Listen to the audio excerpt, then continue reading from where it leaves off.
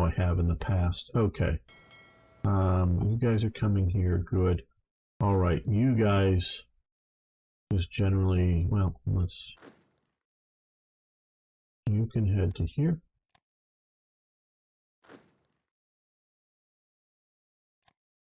Here. We've got to create a defensive line a little bit in from the front at the moment. We have to stay out of British territory because we'll starve if we go into British territory.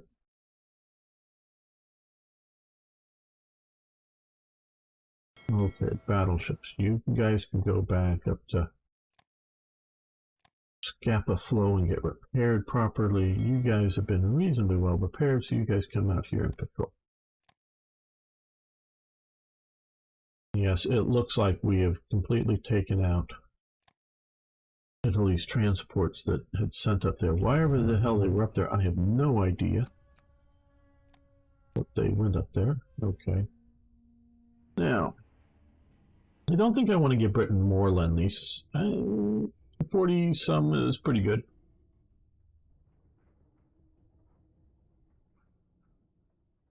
I'm not saying we have enough by any means, but we have a bunch of divisions coming.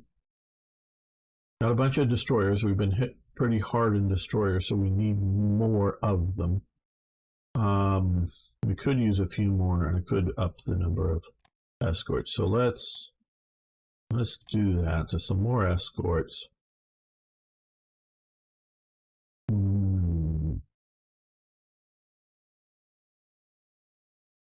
I know we have a lot, but this things we may very well may lose a few. So let's go with another 4 of these guys.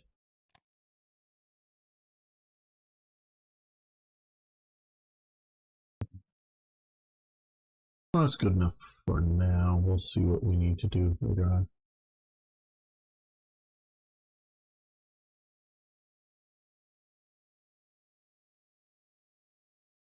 Yeah, I'm not sure because we got a huge. Well, one, I don't think we're the center of the Allies. Number one, but there are a lot. You can see here we got Canada, Mexico.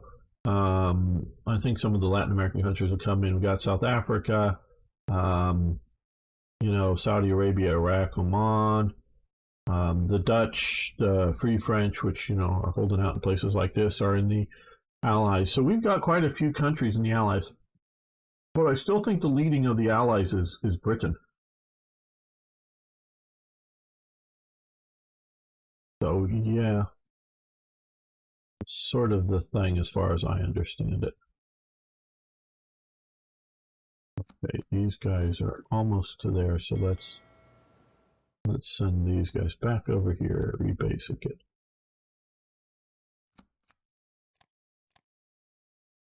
Not more.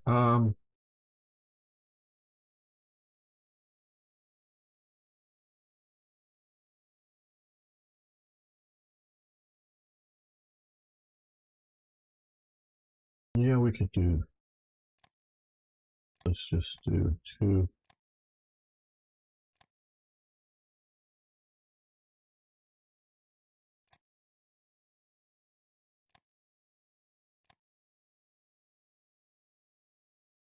Doing with coming across the Atlantic. There we are. Okay, good. Britain again doing stupid suicide attacks out. They've lost probably about 30 plus divisions by attacking into there. Okay, we'll trade with Canada. Yes, you're attacking here. No, fall back. I don't care. Fall back. Care if you would help. Just get out somewhere where we can supply.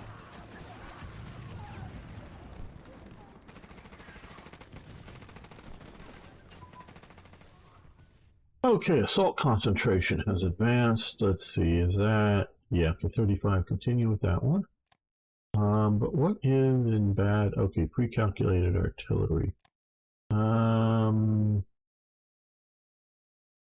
we go. Stop that. Let's see if industrially we want to. Yeah, we could do more supply. Manufacturing. That'll just ease up other manufacturing needs. Okay, yep, we're here. Okay. Get on board. Get out of British territory. Get to Saudi territory. Ports fence. Would it be? Yes, that is basically it. Nazgul 41. It would be in the define EULA's file. I'd have to look. It could be base fort penalty. That could be it. But it's the define EULA file. Absolutely. And what I've done it, I don't have a magical what I'd put it at, like in my head or whatever, and I have to look at the files. But generally speaking, because, look, the Black Ice team, partially, and they very much said it way back in the day, when Panzeru was leading the team, is when I was talking to him about this, and I think the current team is continuing it, is part of what they're doing is compensating for the bad AI. Okay, that's part of what they're doing. So they wanted to make these places well defendable, and since the AI wasn't going to defend it very well, it was going to be mostly shattered units that were going to come back, to where the HQ was, or to the capital or whatever, and appear in there, or things along, say, the Maginot Line that the AI wasn't going to defend well enough, so to compensate, instead of putting like 2 or 3 divisions, per province. Here I keep wanting to say hex, but 2 or 3 divisions, the AI will move something out and it'll be too weak and you could get in. Partially this is to compensate for bad AI.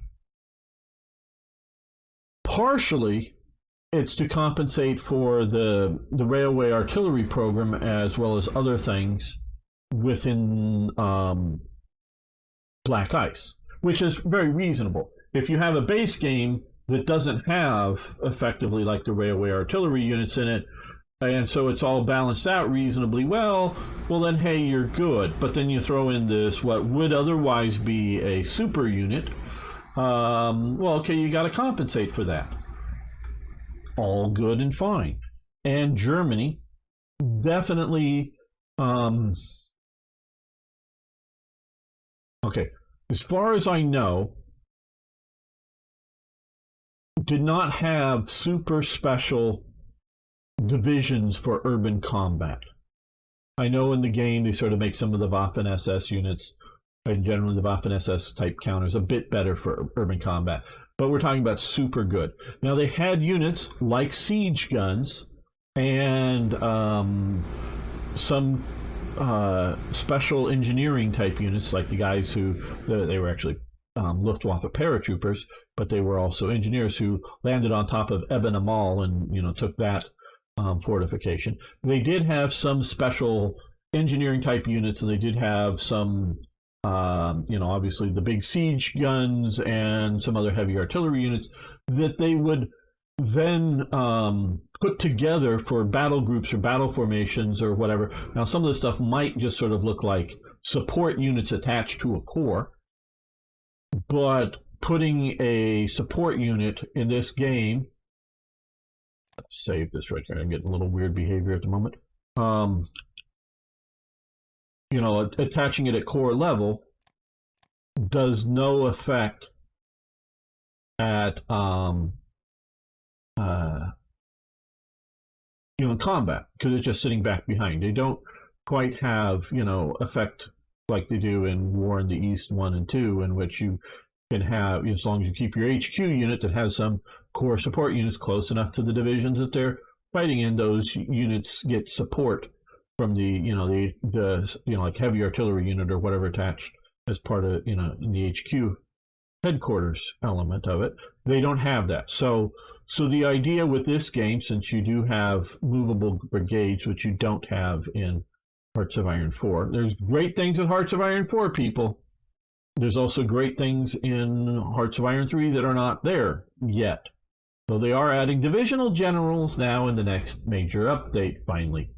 So they're coming back. Though I don't entirely, from what I understand, maybe agree with how they're doing it, but still. At least they're there, and it's a good step.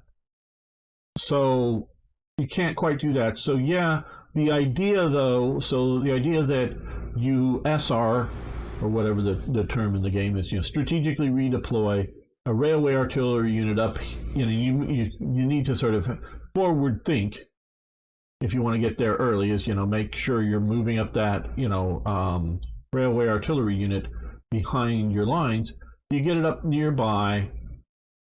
You're getting ready to attack. You then take a division that you want to do, and you maybe get one of the special engineering units, and do and pull out something like, you don't need a transport unit because you're just you're going from one province to the next, and so you're not really caring about how fast you move.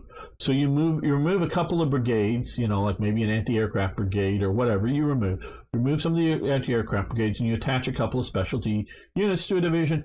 That I fully agree with.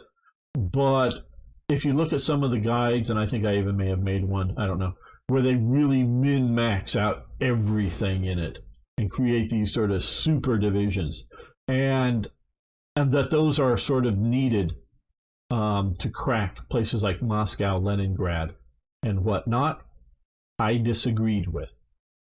So in my game, I looked at like he says, the EULA defines file there, and I think it is base fort penalty or whatever. I have to look to make sure, but I think you got it right there. And I looked at what it was in the base game, unmodified by the mod, and then realizing that the mod adds things like railway artillery. So, okay, it should be more than the base game, but from my playing as well as talking to others, that I think it's too much. So I reduce it somewhere halfway between base and what they do. And that's what I normally play it as, roughly something like that. So, and they have loads of events that help the AI out, including maybe dumping in supply to particular provinces, such as Leningrad. Well, Bob is cool. I failed to invade Tunisia. Tangiers here is part of, Tunisia's over here, but Tangiers is what I was thinking. I'm just trying to get in here. If I thought I could successfully invade Germany, I would. And I don't know how soon I will have an army that I think I could successfully invade Germany.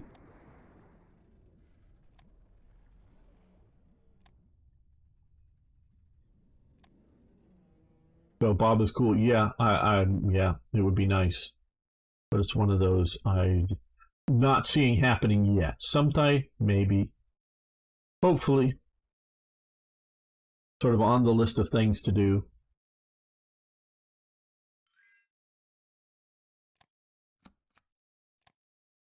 But I don't think anytime soon, and I don't mean just like today, I mean anytime soon. If I can't even clear out North Africa, I know it's supply problems. Okay, now, unfortunately, you just got effing in combat. So can I load? No. Oh, yeah, that's what I always worry about coming here. But okay, well, somehow we got a major victory. Okay, yes. Okay, I will talk about Mark, whatever, torpedoes fixed. Good. Okay, oh, I didn't really want to come over here. Get back to Gibraltar. Okay, core. Now load onto ship. Ship. We're going to go straight for Tangiers again. Invasion. Go. Before we're re-attacked. Okay, good. You got off. Okay. Fix Mark 14 torpedo. After about a year, we have finally managed to solve all the deficiencies in the Mark 14 torpedo. Okay. Again, I know I've talked about this, but many people don't watch most of my videos. Just periodically check things out. This is an interesting thing.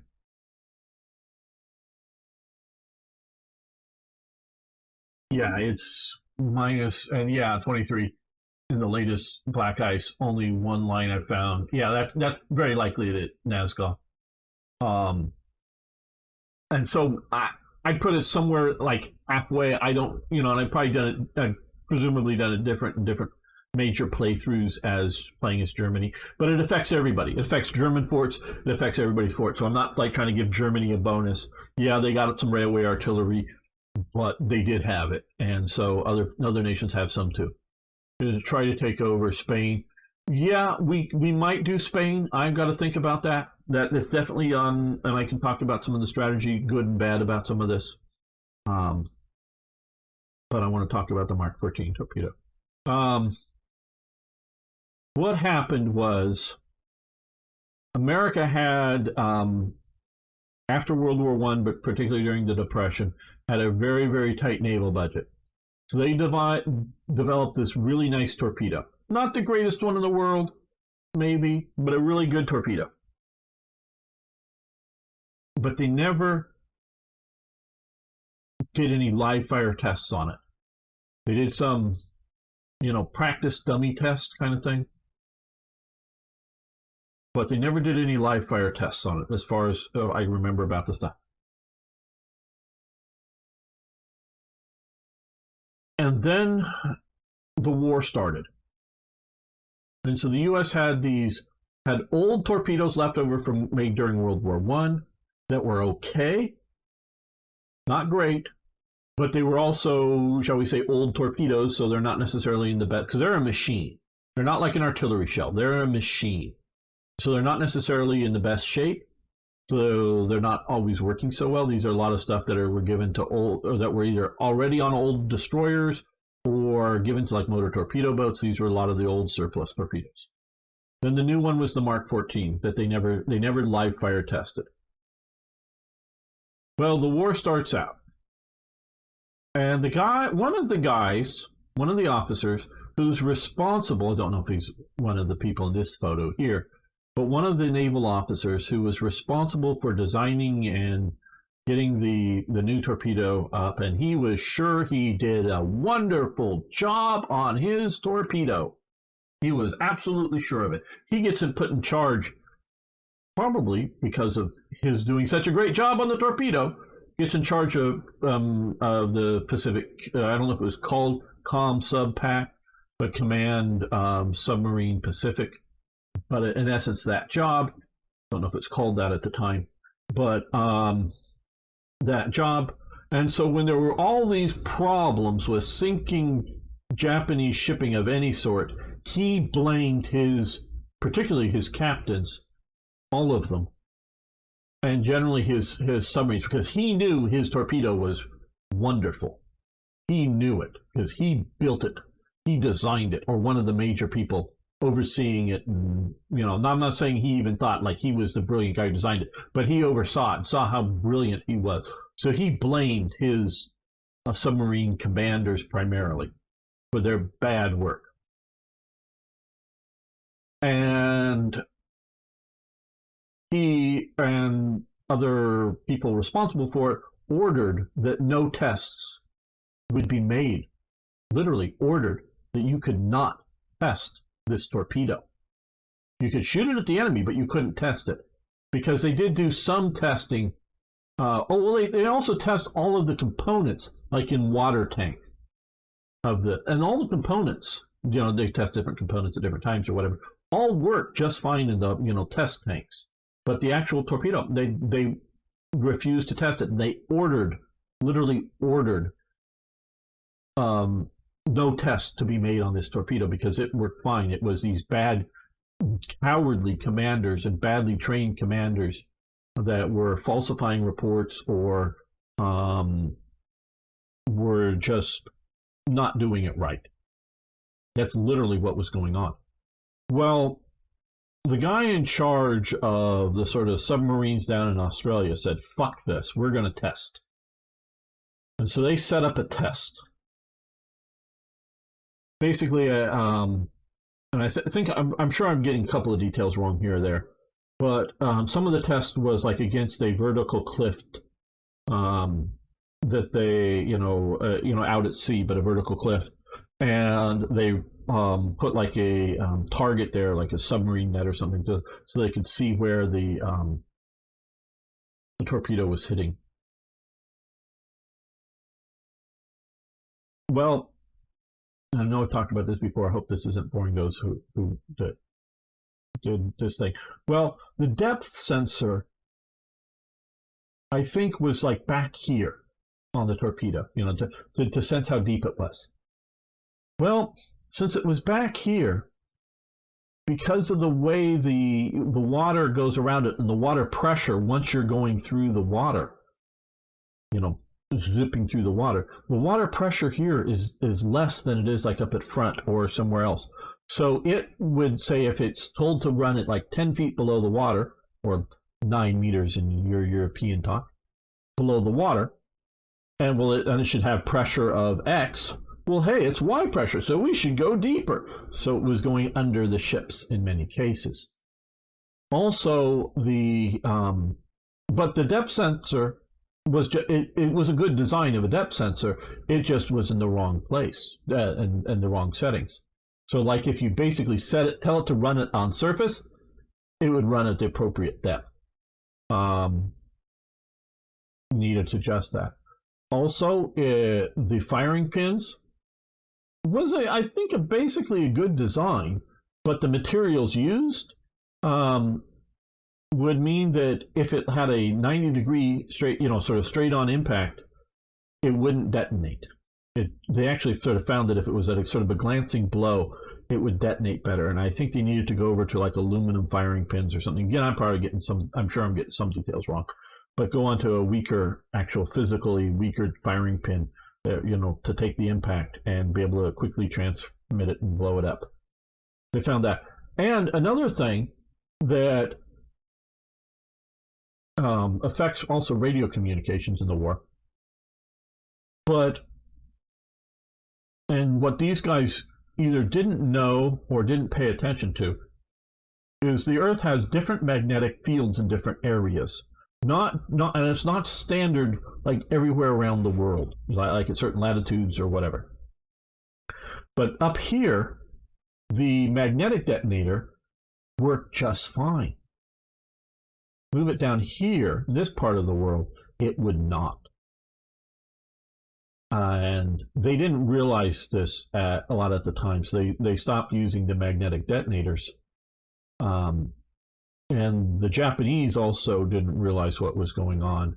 Their radios, particularly in their airplanes, because Japanese airplanes are designed to be lightweight, so the equipment is not very well shielded, and so they make the lightest weight radio possible.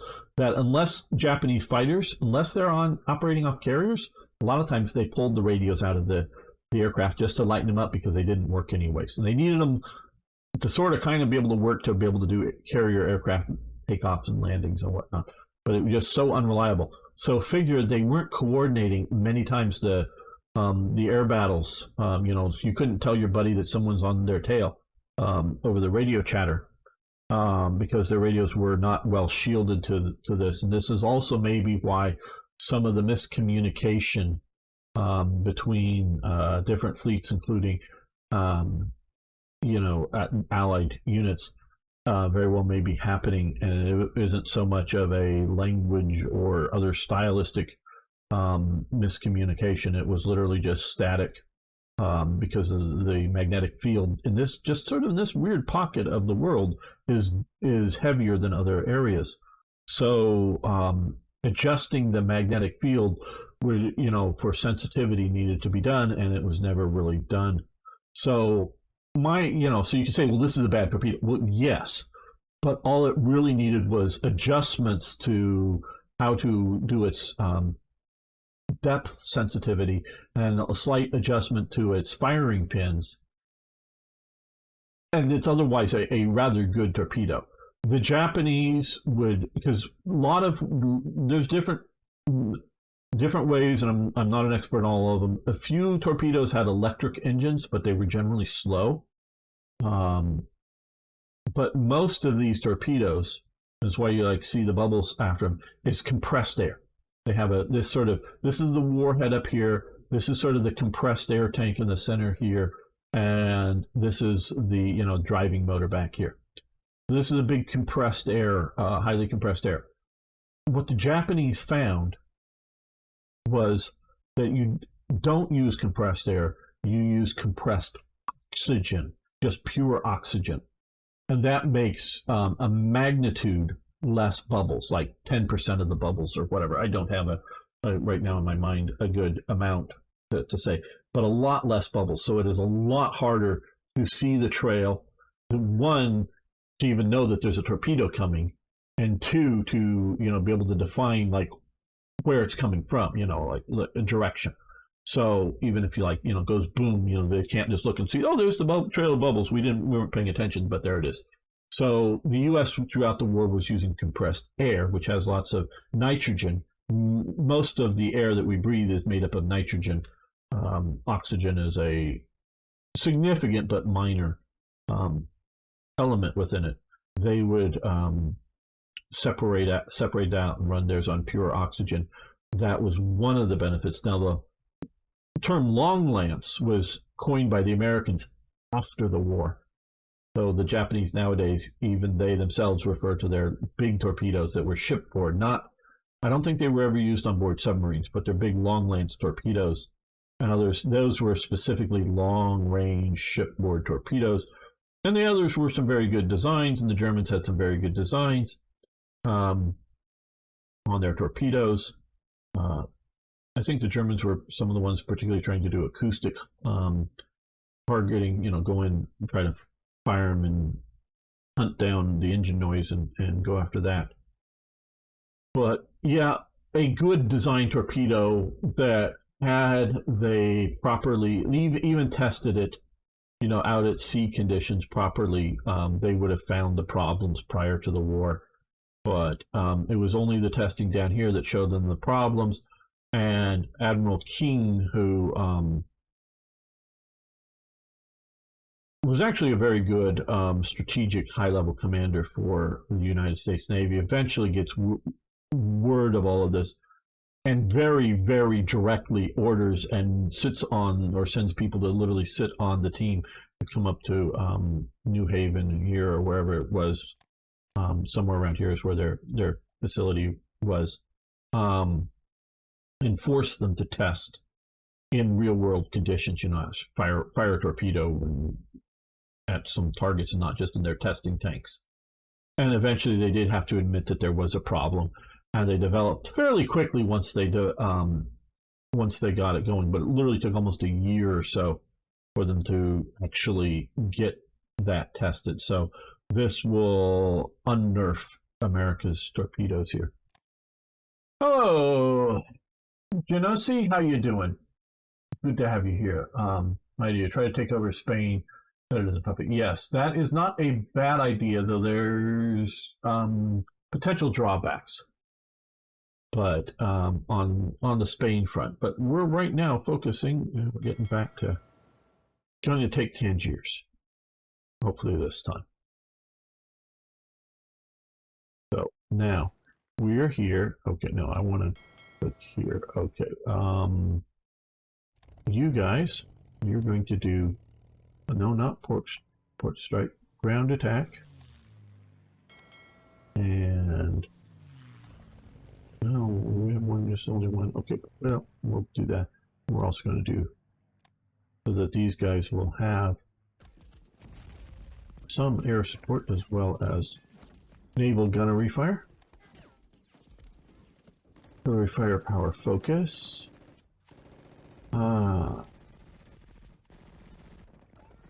So yeah, just proper testing would have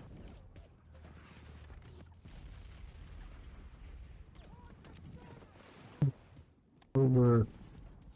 Oh no, artillery firepower focus.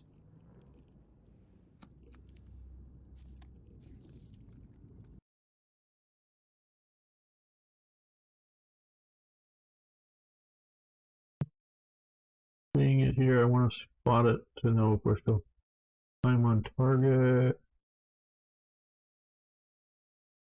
Oh, up here. Okay, it's grayed out. Okay, good. Okay, so what we'll do is we'll do add time on target.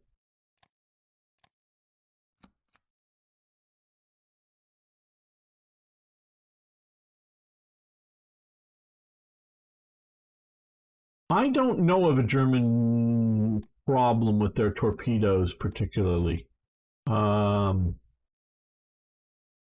I just don't know of one. I'm not saying there isn't one. Um, I don't think there was. That's why I say it, but I don't know of one. Um, yeah, Spain is at war with the Allies. Oh yeah, no, Britain is battling Spain here. Um, so yeah, Spain is in the Axis and actively at war. That's why we're invading Tunisia. But Vichy France is still neutral. So my plan here is to get Tunisia, or not Tunisia, I keep saying Tunisia, Tunis, and this bit of northern Spain here, and then try to shift in enough divisions and then declare war on Vichy France and blitz from this side. Because if I send forces into British territory, or whatever, and they take it, then it becomes Britain needs to supply them, and they can't supply them because they don't have enough supply. Okay, you should be coming up too. Should reorganize this for a little better.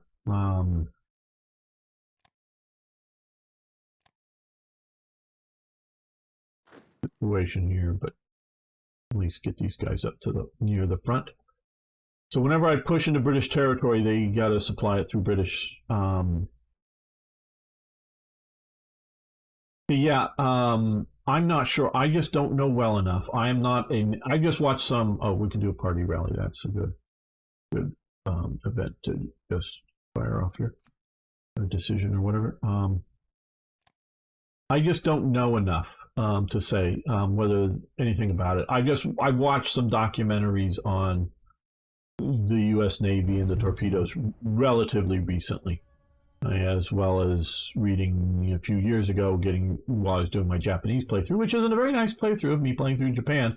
I was reading some biographies of American admirals and Stilwell, as well as some of the Japanese based, including one book called Japanese Destroyer Captain, written by a Japanese destroyer captain, Hara, I believe. You can get the book. I label everything I do here, commentary as commentary, as historical commentary, because when I make an event, for Third Reich events, whether it's an event for Germany or an event for anybody else, I very much research it, reasonably as good as I can within time allotted. So that history is good and solid, I think. And if I were to make something like prepared with notes, and periodically I do a video and I prepare some notes with facts and figures, that is pretty solid history. Where here, this is commentary. So if you don't base like your book report or your history report or whatever you want to say off of what I'm saying here, do some research. But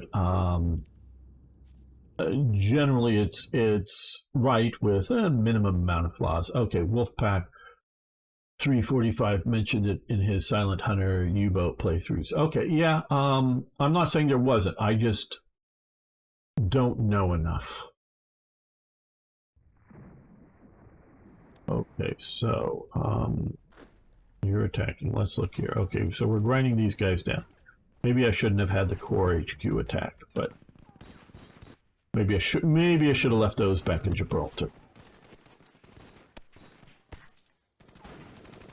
But there is downsides to even that. But I don't know.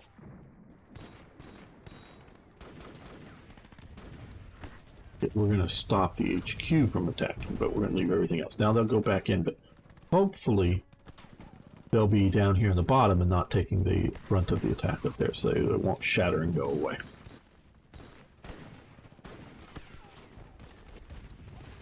Hopefully that's the way the mechanic will work. Okay, let's come back out here now.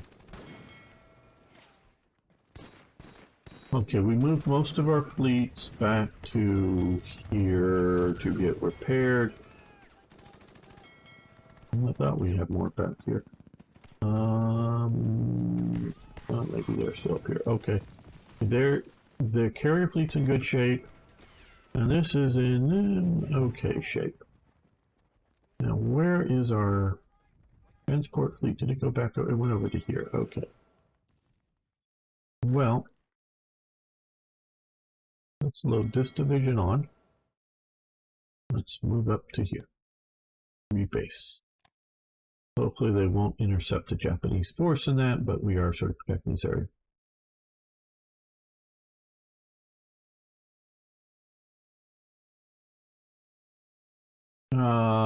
Is there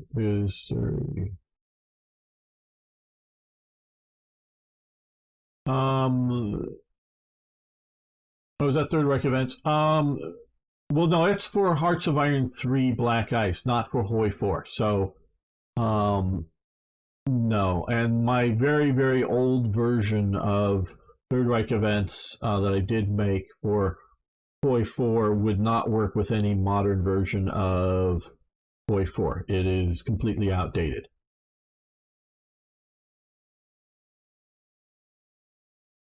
Yeah, some gamer guy told me on Twitch. It sounds legit. Absolutely. Yeah, Canada's doing all right. Canada's doing all right. It's Britain and the lack of transports has been the real problem.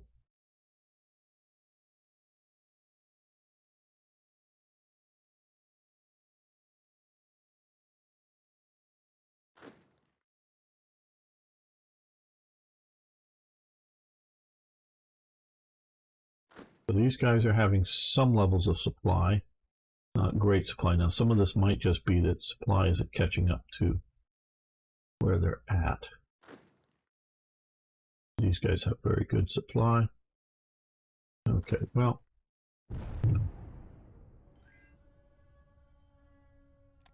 We can't move out of. No, let's move there. Out of Saudi Arabia without running out of supply, so we will try to hold along the line here.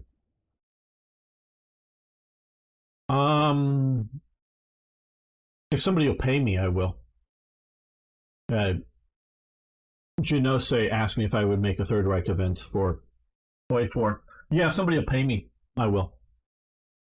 Long ago, I talked to Paradox about making it as some sort of DLC, and my answer back, the answer I got back from them was not yet. Now this was short, less than a year after the release of Hoi 4, and I was very much still in the beta at the time, so I had direct contact, and I actually officially contacted them, and they took a look at my version that I had made back then. Mostly based off of some new stuff, and I have ported some of the stuff I made for Hoi 4 back to Hoi 3, but it's so much work, so it would need to be either a DLC or someone would crowdfund it or something like that as a mod, but I'm not. It's so much. It's a huge amount of work, and I'm not going to do it just for fun. But if you want to pay me for it, it's a lot of work. Brigade command structure. So that's over here. Okay, grayed out. All right. Okay, attritional warfare advance. Yep, 38. Continue that one. That gives me just.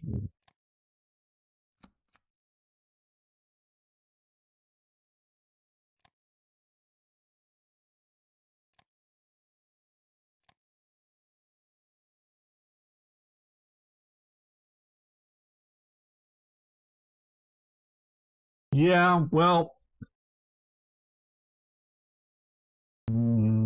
I was once asked about my version of Third Reich events for Hoi 4. Did it add any? I'm not going to say what went on in the beta testing area, but I was once asked, did I add any I'm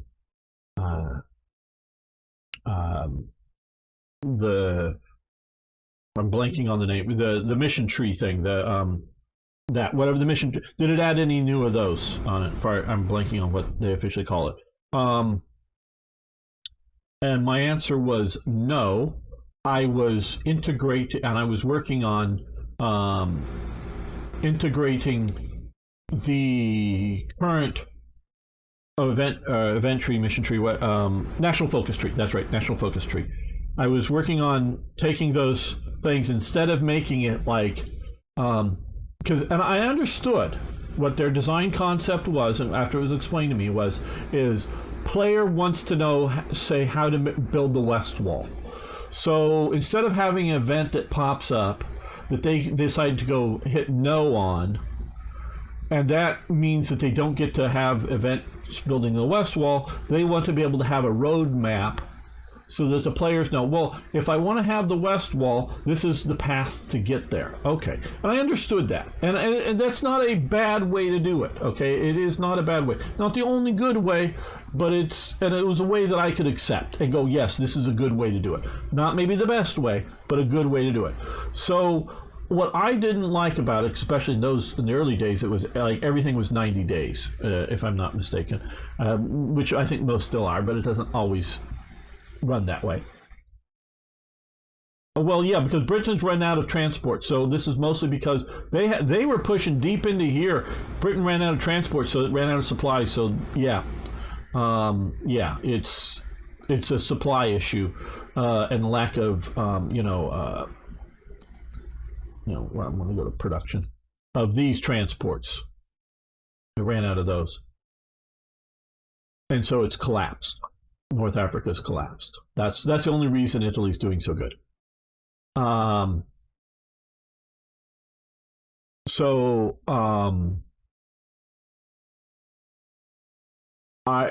got their design concept, and I thought it was a good design concept because a lot of the players won't know. They wanted a roadmap. Okay, so what I was doing, and I really don't like conceptually the press button, wait 90 days, get result. To me, that is bad. And not for maybe everything everywhere. And so my concept is some events happen to you, and then you respond to them. Meaning like, let's say a storm happens. You're not planning for a storm. Storm happens, damage to port, or ports or whatever. Event pops up because that is, do you want to spend X whatever to repair the port? You get back to yes, no. Or if you have other choices, fine. So some events need to be pop-up events that you make choices over because they're not part of a national focus tree. Right, okay. So design concept, they're not all national focus tree designs. Sometimes they are, sometimes they aren't.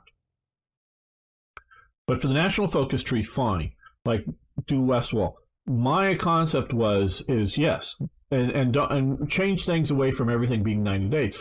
But that starts an event tree, say in 1937 or whatever. I forget. I have to look at my mod.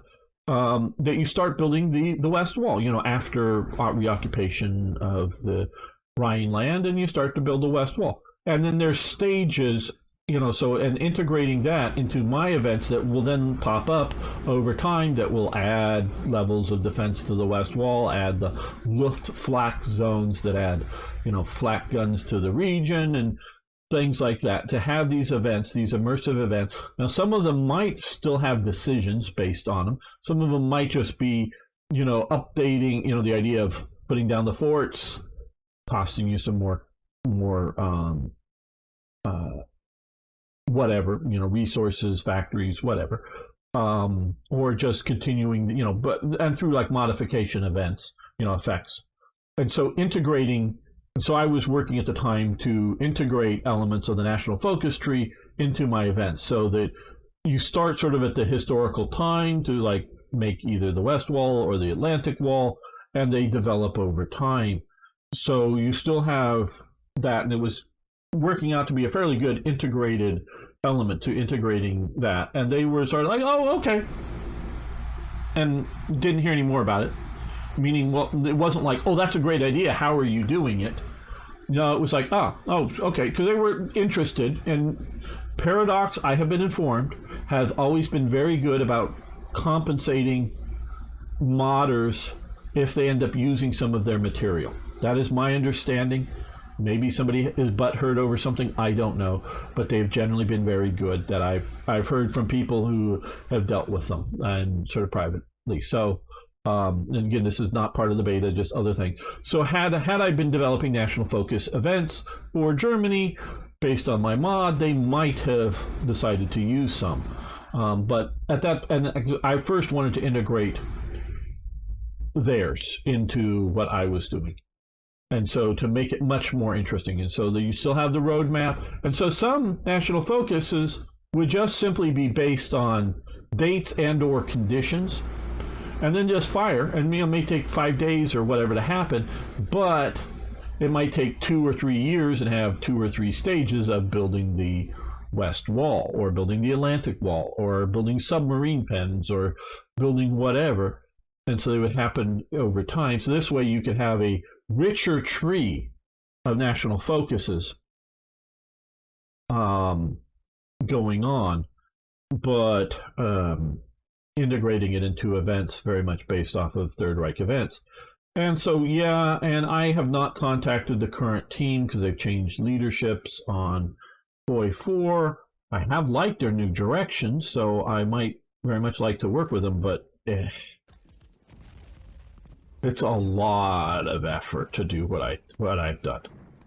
And so you could call it greedy, you can call it whatever you want, but I still think it's worth being paid over. And I don't mean for any one person to pay me, because it would be thousands of dollars. I mean, somebody wins the lottery or just happens to be really rich and they want to sponsor it, great. They have changed you can now on Patreon, you can now donate to, and if you want to, whether for my YouTube videos or for my previous and somewhat continuing on and off. Right now it's off, but there's still more to do. Will be for my Hearts of Iron 3 Third Reich events. You can, of course, support me on Patreon. Great. You can do that stuff, and if it was more active, and they've changed their policy, so if it ever got somehow properly funded or decently started funding, I would start working on it. I would love to work on it, but it's a huge amount of time, because I really dig into things. If you've played my event mod, you probably understand that.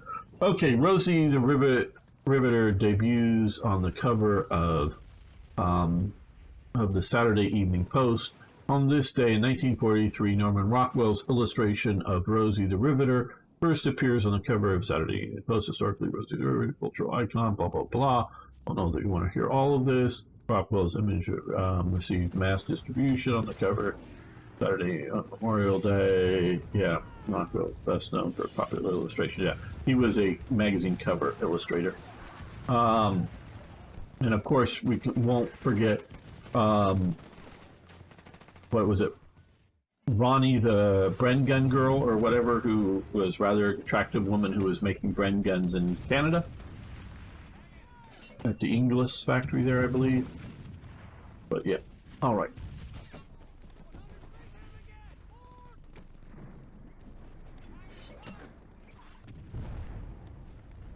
I really take it as an art form. Well, these guys are still being ground out pretty quick, but I think we'll get ashore this time. Okay, CAG Blue Training Advanced, though I think I probably should have left them in Gibraltar.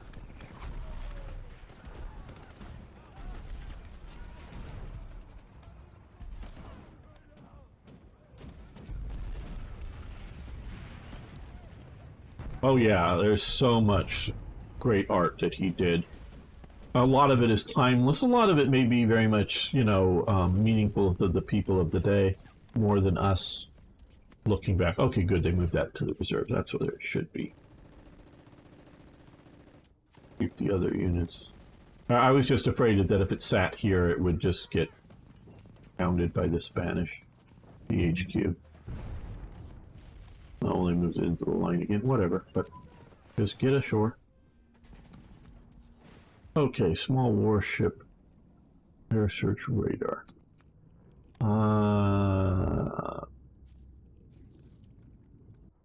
Okay. Yeah, we'll let that continue. I know it's, 6 months in advance or whatever, but hey.